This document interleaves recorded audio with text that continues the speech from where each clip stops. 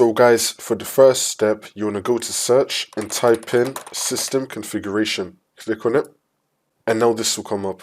And now once you're on this, make sure that you're on the general tab. You want to select selective startup.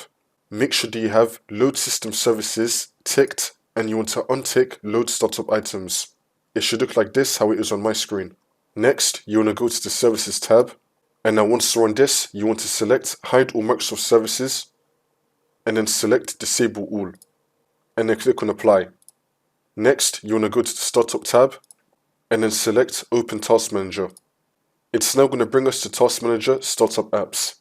If you're not on startup apps, you can access it right here. You want to click on this startup apps, which will now bring us to here.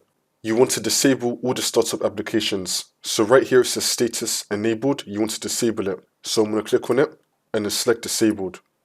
Make sure that everything here has been set to disable. We can now close out of this. Next, you want to click on OK, and then click on restart. It's now going to clean boot Windows. That's how you do it.